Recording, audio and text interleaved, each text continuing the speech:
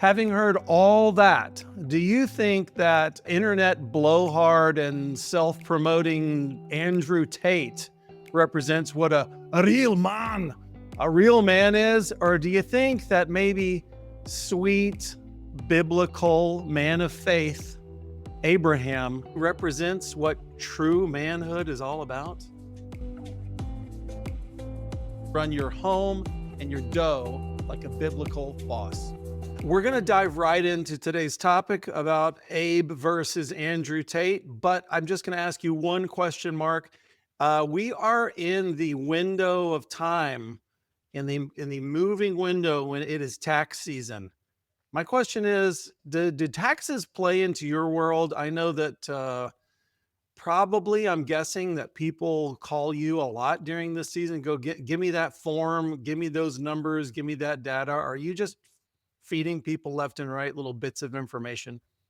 That's it. I'm maybe 40 seconds before we started podcasting, I was helping someone discover their cost basis in shares of Coca-Cola that were purchased in the 1960s by their grandparents. Wow, that is cool.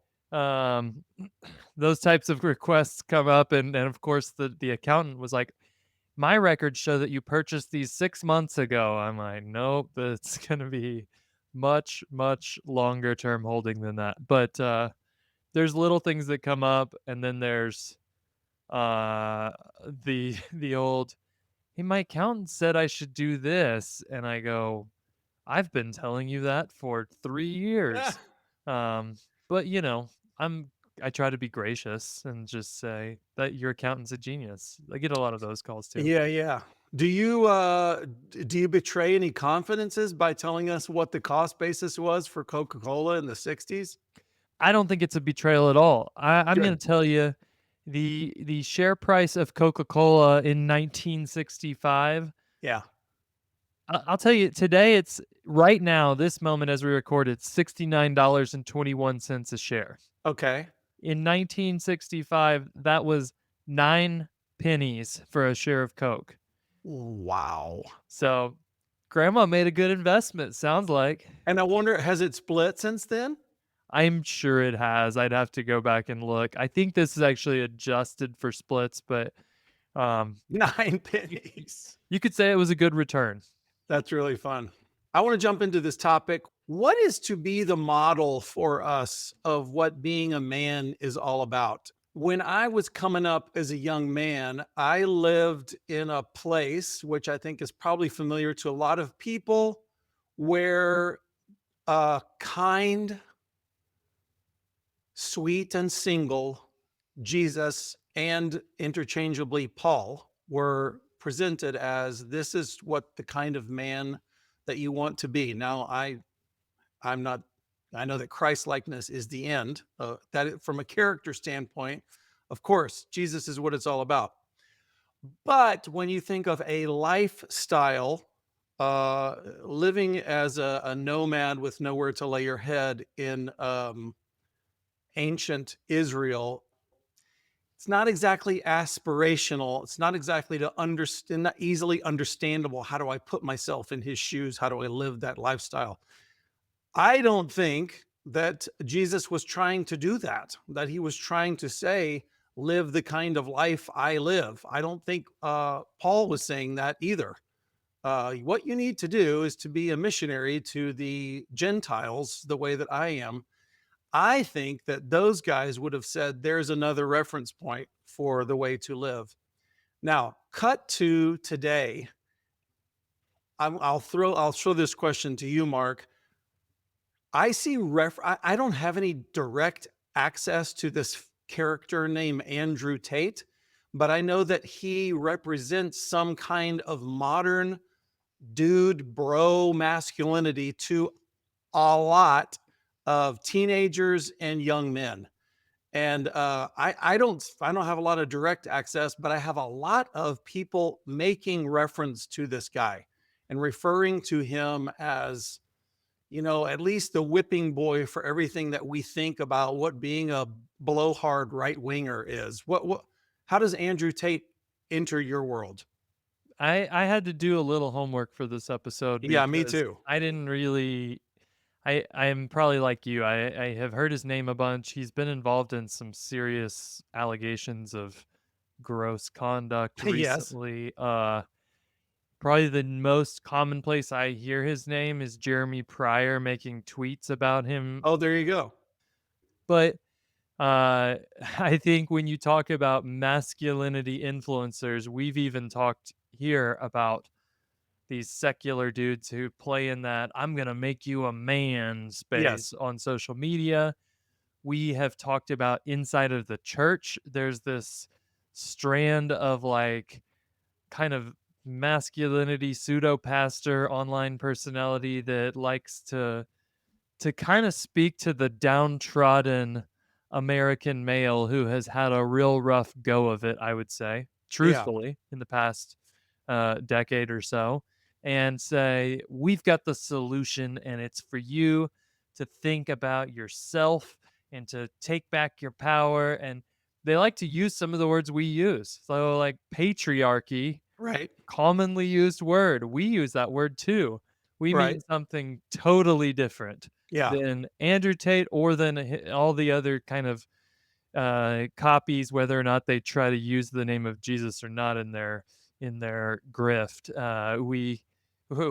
We mean something different by that. So it's a confusing space. It's I think so many guys. The one thing we know for sure, whether it's Jordan Peterson, who we would both say, hey, he's got some good ideas, Yeah. or somebody that's pretty fully detestable like Andrew Tate, the clear thing to me is that these guys are touching a nerve that they're American, maybe global men are looking for something that they're not getting from the traditional channels. And when you start talking like these guys talk, people listen.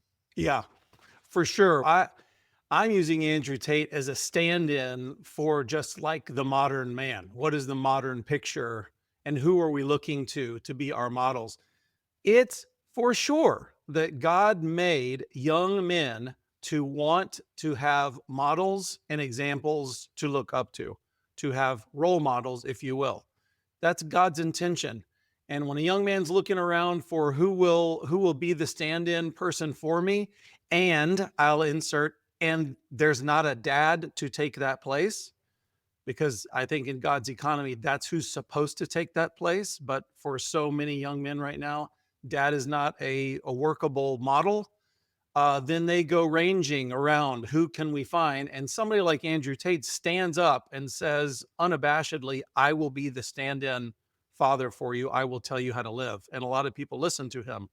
So we've got two opponents here. We got Abraham and Andrew Tate, and I'm going to evaluate them in 7 categories, and we'll just see who lines up. How do they match up? Who should be the champion? Are you interested in this? Yeah, let's do it. Everyone now indulge Steven's gimmick. It is Abraham versus Andrew Tate. Yes. And we need this in our life because you and I have both abandoned the NBA. So there will be Right. no after their terrible Luca trade, which we won't be hashing out now. So No, the don't trade turn. which shall not be mentioned. We are stuck now with getting our sports jollies from things like Abraham versus Andrew Tate cage match. Here we Yeah, go. that's right. That's what this is. This is a cage match. Biblical character versus internet Yahoo. Okay. What I'm going to do is I'm going to lay out the cases. I'm going to let you decide who has the edge in each of these categories, okay?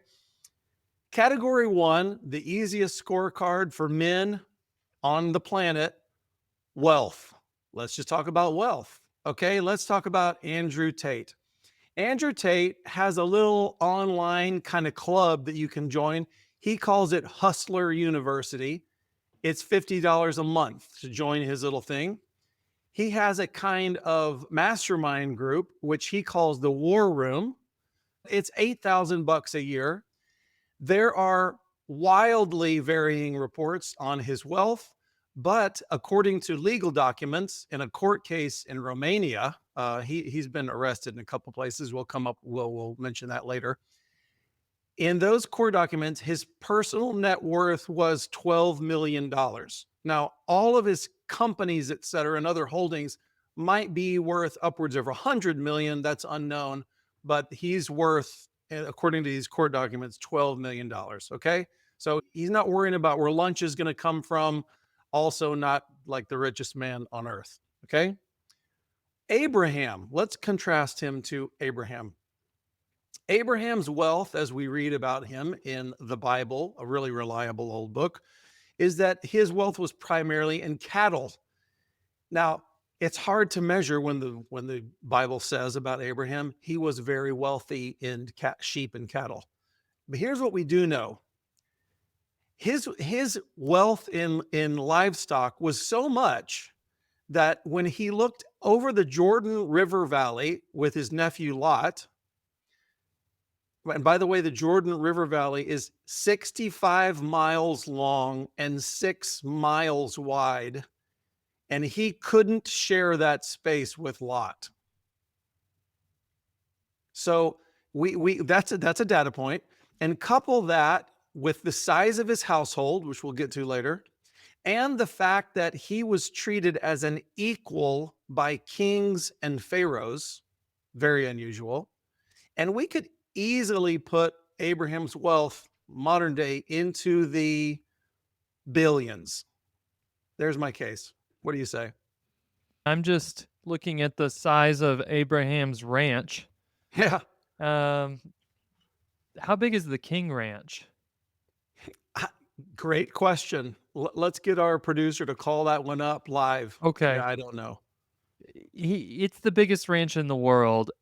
Abraham wasn't quite there, but he was at, it says 250,000 acres when I do the math on that conversion. So we're talking, this man could raise most of the cattle to feed the state of Texas in his territory. I think you're probably right. We're talking a multi-billionaire for sure. Yes, sir.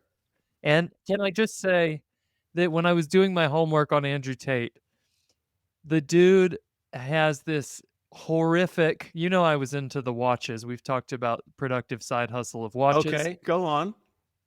He has a Patek Philippe, which is a very fancy watch brand. And these really, really high-end watches that are like over $100,000 a piece, they are very valuable and they tend to gain in value. You know what you can do to ruin the value of a high-end watch? No. You crust it in diamonds, and those actual real diamonds reduce the value of the watch because people who actually care about such things go, this is tacky, and it's just worth the metal that it's made out of and the diamonds. And so, sure enough, gaudy, flashy Andrew Tate Of has course. destroyed his valuable watch by crusting it with diamonds, and I guess he wants to be a rapper or something. I just Yeah, had yeah. to throw that in because the guy doesn't exactly carry himself like someone who knows how to steward wealth. Fair. Who gets the edge on wealth? We're going to go with this round for Abraham, and Okay.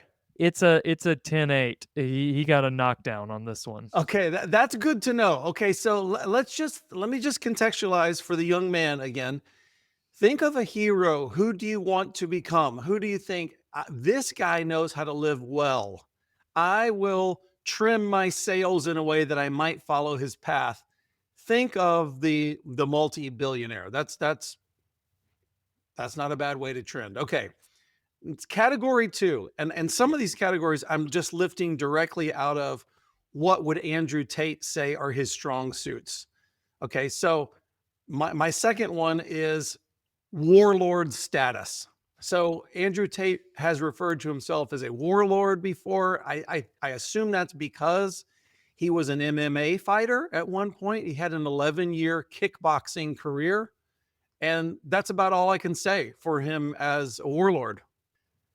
Abraham, I found out something really interesting this week, and that is that in the apocryphal book of Jubilees, it says, this is extra biblical source, but it says that Abraham as a young man hunted giants.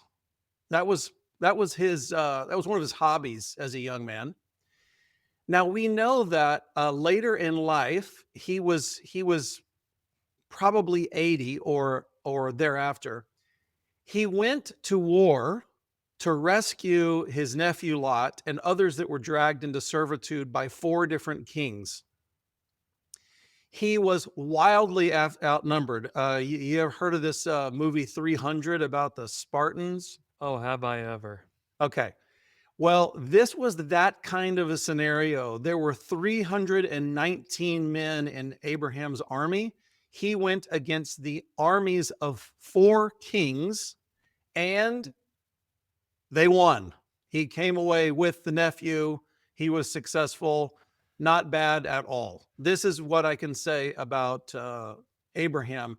Maybe one of the coolest things about Abraham was that he did not have a life of war, that he wasn't running around picking fights everywhere. But when it was time to fight, he's going to hurt you bad. He had a can. He could open a can on you. I think one of my favorite indicators of Abraham's military power is actually not a war. It's when he goes to bury Sarah. He negotiated, it says, with the Hittites as an equal. I don't think we catch that, but that's like if I was like so wealthy and militarily threatening that I could go over to Europe and the parrot family, people are like, we've heard of this family. You have to be careful. And I could go, hey, Belgium, you need to deal with me and my family. And they go, we're going to treat you as if you were France right now because you're so powerful. You're like a whole country. So this guy was no joke, and people feared him. Okay.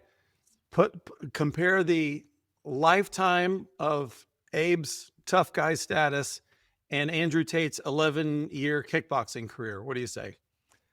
Are we scoring these rounds again? Because it's another 10-8. Abraham gets multiple knockdowns on this round. It's almost insulting to him that he's being put up against this jackwagon. But I love it. That's great. Great. Now, category 3, reputation.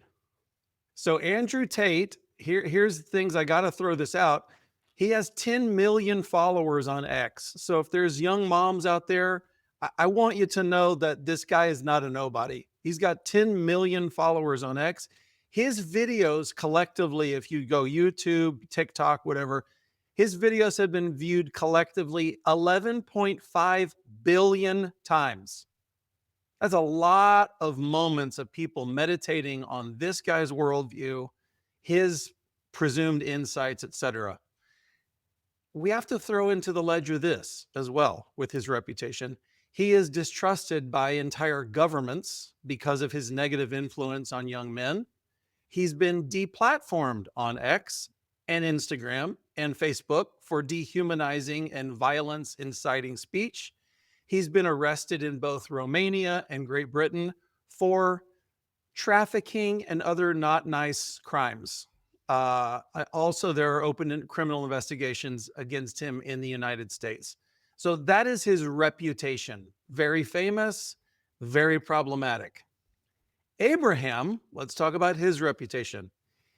He is portrayed, you already made reference to this, as having ready access to Philistine kings and Egyptian pharaohs. Now, just think for a second, as a wandering tent living herdsman, this would be unheard of. That you're exactly right, saying he was basically given nation status. He was definitely the leader of his household. We're talking about reputation again. This giant household, he was respected in his entire region to the point where people would come to him and just offer, maybe we could get into a treaty together. What could we give you so that there would be peace between us? And he went on, speaking of reputation, to be a cornerstone of Judaism, Christianity, and Islam. He's a revered hero to most of this planet's religious people. I think that's pretty good on reputation. I did a quick search, and I think that we're going to give Abraham the nod here on this round, but it's a 10-9 round. It's not quite as big of a knockout Okay. because if we just look at people in Abraham's known world, the people that he might have come across in all of his travels, it's like 10 to 15 million. And Andrew Tate evidently can just tweet at 10 to 10 million people every day. And so um, I don't think Tate has the influence or the positive reputation, but he at least is kind of known by a lot of people. Abraham clearly moved the history of the world forever, but we're just giving him a solid victorious round here, not a beatdown round. I like that. So Tate, more famous in his own time, we might be able to project 3,000 years from now. Tate probably won't have global influence. Probably. I hope not. Okay. Category 4. We go right into boldly. Category 4. This is worrying when we go into category 4 for Abraham fans. This category is gonna make you worried. Ready? The category is treatment of women. Okay. Ooh. All right. I'm going to start with Abraham this time. Abraham pretended that Sarah wasn't his wife. Then he sells her as a concubine. And he does it twice. Does it twice. Ooh. That's ouch. That's a lick on you, bro. Then at his wife's insistence took Hagar as a concubine. That's not great also. But before you start thinking, well, his wife probably hated his guts because he was so awful to her, he did some underhanded things, but the Bible describes their relationship as being really wonderful. First Peter talks about how she trusts in him. The end of the story, you mentioned her burial. Really kind of cool is that in Ephron, the only piece of land that we know of Abraham buying in his whole life, he was a herdsman, he moved around, but he bought a piece of land for Sarah's burial. And that was unusual in the day. He didn't leave her out in the desert. He bought a piece of land. That would have communicated in the day love and devotion.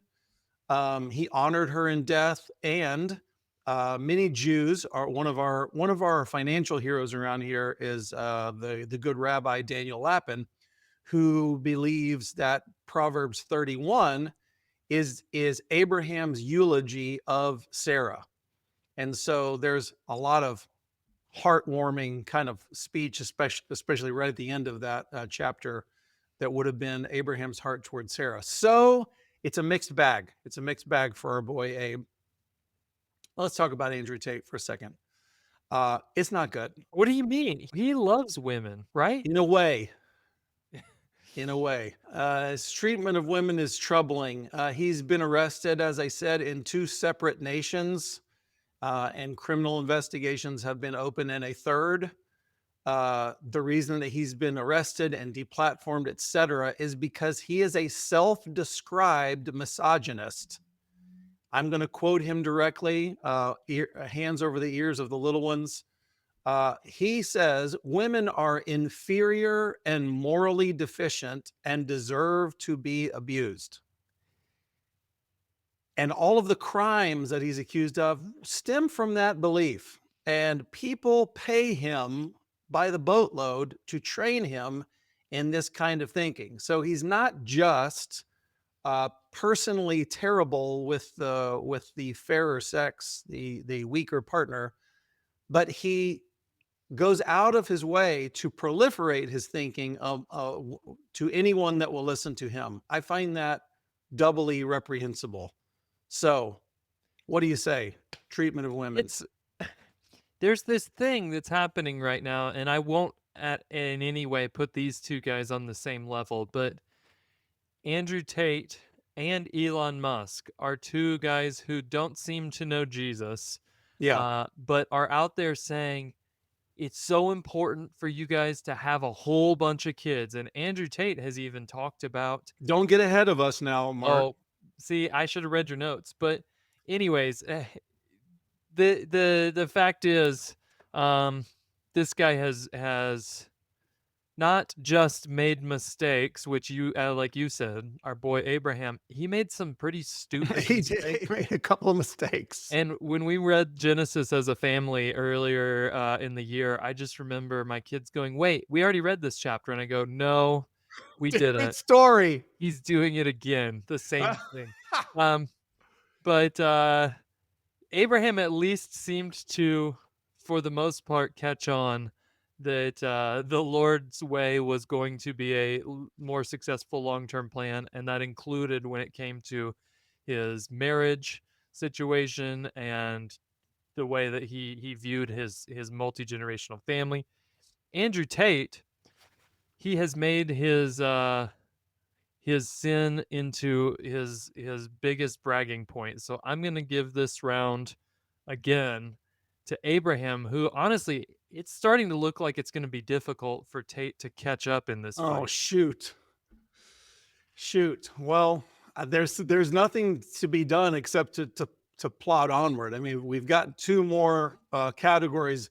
One of which you started to pull it open just a little bit, Yeah, like you for the kind of YouTube, steamed the edge of the envelope to get it open a little bit. for the audience that's just audio only, you didn't see the panic in Steven's eyes when I started to go somewhere where he was about to go. I know that feeling. So I'm going to let you cook. Why don't you go ahead? The category 6 is family building. Family building. Uh, Tate reports having somewhere in the neighborhood of 10 to 12 kids. He says offhandedly that he wants 20. One of the things that got me interested in this whole topic at all was that a friend of mine told me that he was reported as having said that he wanted 100 kids. And so I couldn't find that quote, but I did find him saying that he wants 20. And he also says that this will require many women to accomplish. So he's not troubled by a one man for one woman for life. He's not worried about that. So his kids, to say the least, are dispersed. So he's not really building a family. He just sort of wants to have a lot of kids. Doesn't need to live with them. That might hinder his awesome diamond encrusted watch lifestyle, where you wear a suit with no shirt under it. That could impinge on that if he's having to, do sippy cups and stuff. So, are his kids loved and trained?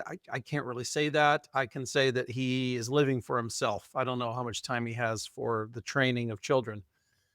He is complimentary of his father, who used to abuse him at his leisure. He said that 4 a.m. beating would be normal, and he never remembers being affirmed, but he remembers the expectations being very high. And his father would say, "I'm not worried about you being happy. I want you to be exceptional." That's kind of the world that he comes from.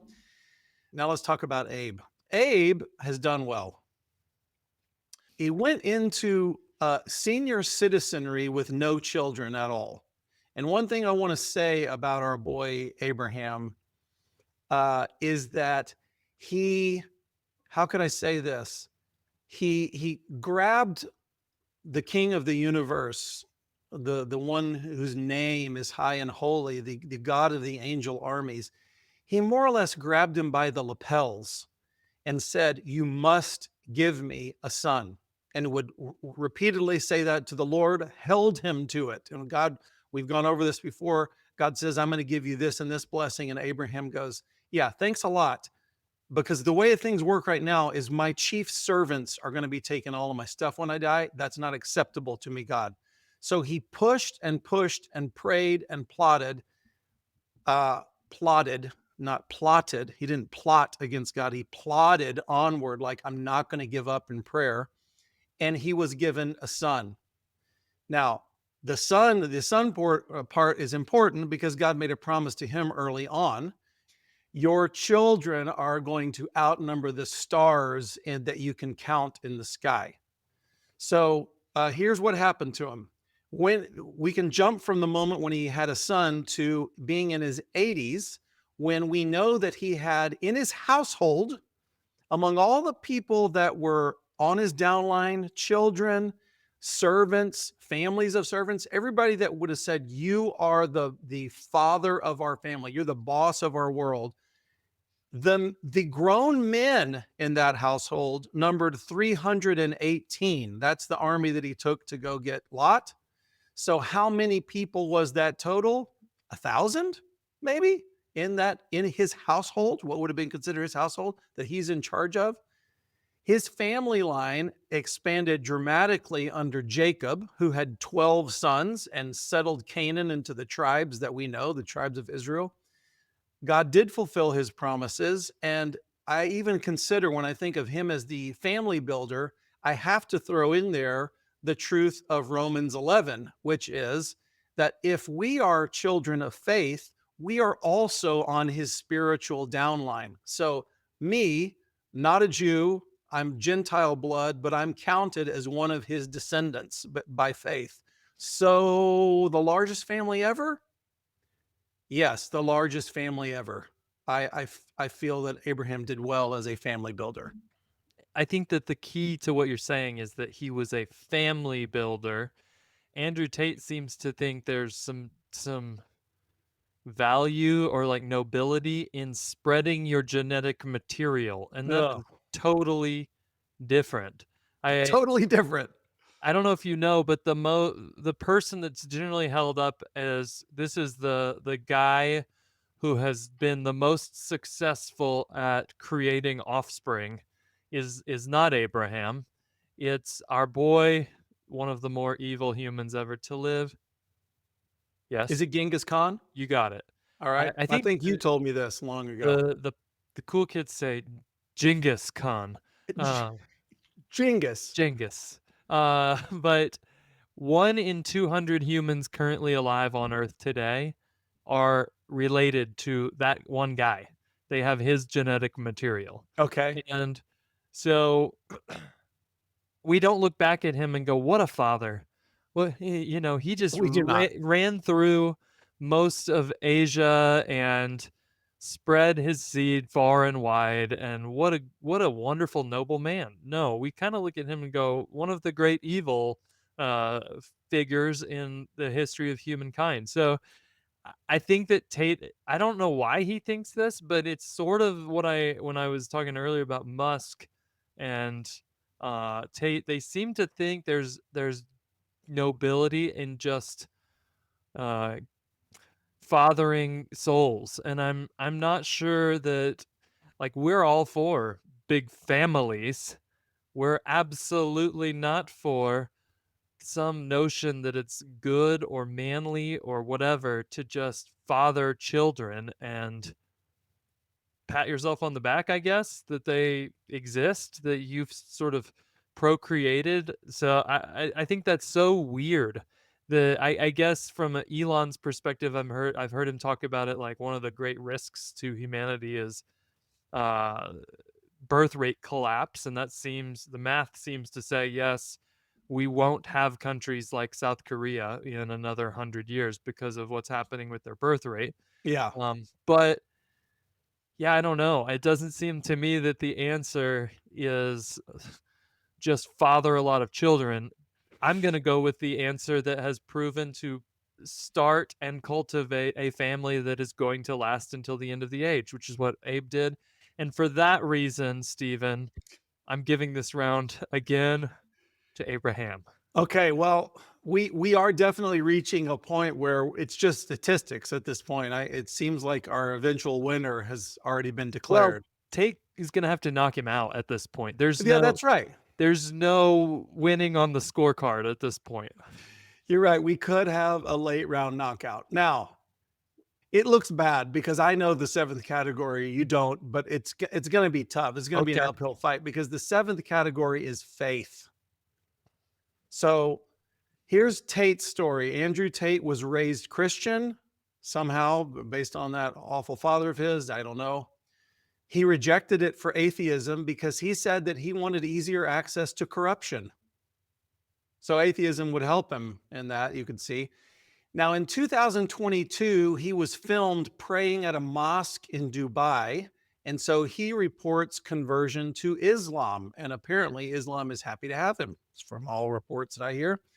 So this is a man who is very thin on faith and hard to pin down.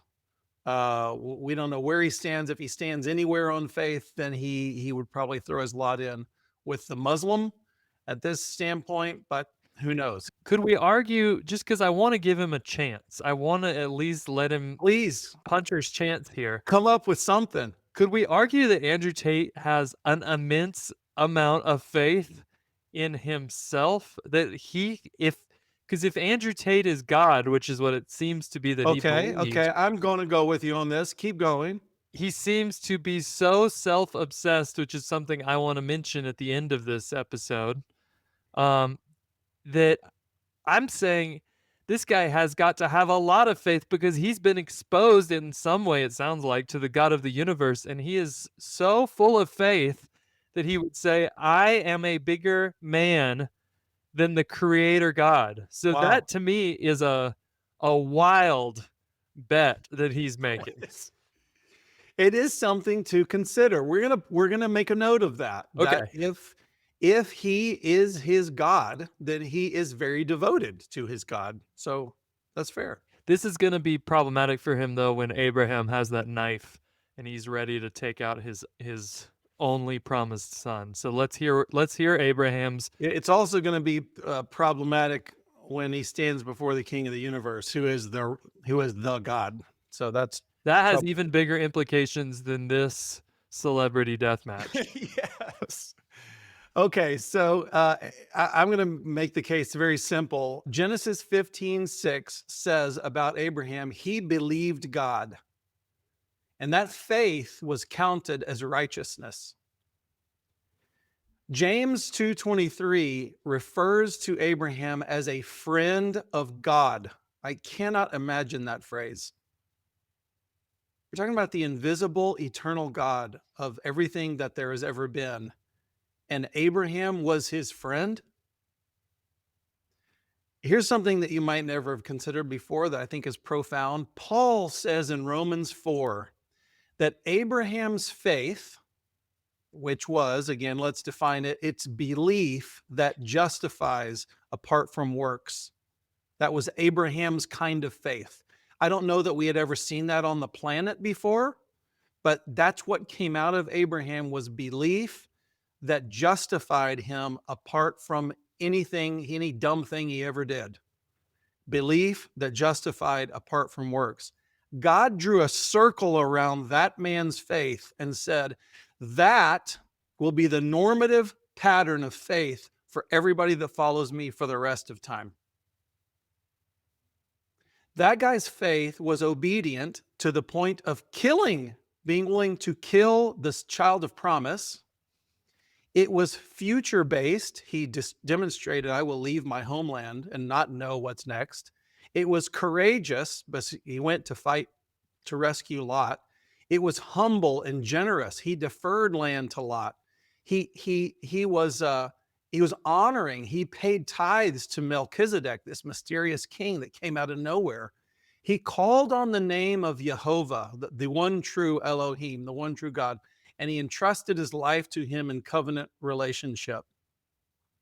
His faith became the wellspring of everything that came after it, leading even into the Messiah. And I'll say again, I am living my life on the shoulders of that giant. I'm hoping, I'm using language from Romans 11 here. My great hope and trust is that I am being grafted into the tree for which he was the human root. Now, there was a root before eternity in Christ himself. And Jesus would say, I'm David's father, and he's the one that looked forward to me, and I was also the one that came before him. So that's all true. But from a human standpoint, Abraham is number one. And so young men listening to this is the kind of faith that God recognizes. It's what he rewards. It's what he invites you into. And having this kind of Abrahamic faith is what we're all hoping toward. He is the human faith hero that we all want to be like. I remember back to my introduction, I remember thinking sometimes, I don't know what kind of an example Jesus is to me. Honestly, it was in ignorance, but I remember thinking that as a young man. Because isn't he Superman? Wasn't he born on a distant planet? Didn't he have God as his father? Well, didn't he have like supernatural abilities falling out of him all the time? I could argue those points now, but it's what I thought as a child. But we see Abraham. This is just a regular old dude from nowhere. His parents were idol worshippers. He came from a nothing idolatrous town, and yet he followed God and his faith was considered as righteousness. This is the kind of faith we're all after. That's right. And it's just so interesting, like these stories that we heard. You talked about felt board Abraham when we were little kids in Sunday school. They're still really, really powerful when it comes to faith. There's a reason that the author of Hebrews goes back to Abraham and says, "This is your model." This week actually, Stephen, we're doing faith in the critical skills class, so we're Yeah. learning about faith in the group that we're doing here. Um, and I was just talking to one of my daughters. She's 11 years old, and we were talking about faith, and she the first thing that came to her mind was it's kind of like when Abraham was willing to take out his only son, even though it was Yes. completely sure that if he did that, it would end the thing God had promised him. And so she's heard that story 20 times and I've heard it 1,000, and it was still just powerful for us to stop and think about this one guy and this one act of faith, and he had a whole bunch of those over the span of his life. Yes. So there's a reason why why this podcast is named after him and why he is considered the father of this entire story that God wrote through the family of Abraham. So yeah, I can't get enough of hearing about and remembering Abraham and his faith. Yes. So just to put a bow on the gimmick, in all of these 7 categories, and again, I tried to think of categories where Andrew Tate would think of himself as a big success. In all 7 of these categories, Abraham is the man. He not only kind of beats him by a judge's count, but he looms over him like Muhammad Ali, swinging his fist, roaring down at the dude laying on the mat in front of him. Abraham is the man that all young men should look to as an example in wealth building, faith building, courage, and family building. We do need heroes, we do need examples, and the ancient ones are the best ones. I was thinking about the verse that says, "Stand at the crossroads and look and ask for the ancient paths." Here's the ancient path. Follow this man. God gave him to us as a reference for what success looks like. It's not all holy, it's not all pure. He had mishaps. He wasn't the perfect husband, for instance. I'm sure he wasn't the perfect father. He certainly wasn't to Ishmael, and yet he is the example for a young man. So yes, what you said. That's why we want to lash ourselves to him. Jesus is the example when it comes to faith and love and having an intimate relationship with the Father. I would, I mean, we said that Abraham was a friend of God's. Well, Jesus was God, and he said it. I and the Father are one. But when it comes to leading a family, building a life of success, Abraham is the model. Let's not forget that. Yeah, can I take us out with a one paragraph from our friend Old Grog? You mentioned this book on the podcast a couple weeks ago. Our friends over at the Viceroy Project have written a book called On Ruling, and they sent me a few of them. Should we give a copy of this book away to a listener? I'd love to. Like you, I have several copies. It would be a Okay, delight. well, if you're listening to this, you don't have to be on any particular platform, but what I do know is that YouTube and Spotify allow comments. And so if you will go on those platforms, YouTube is probably the easiest one. Make a comment and make sure you're following the channel. We're going to pick one person, and we're going to contact you and send you a copy of On Ruling by one of our favorite authors. His name is Old Grog. But let's hear from Old Grog. It says, even in the recent surge in masculinity, the myriad of podcast books, elk eating personalities, testosterone clinics, MMA, YouTube phenoms, and bro culture high fivers tells me that men are grasping for something more raw, more real, more thrilling than the typical domestic husband and father experience can offer. The problem with all of this is that the focus is zeroed in on the self actualization, self improvement.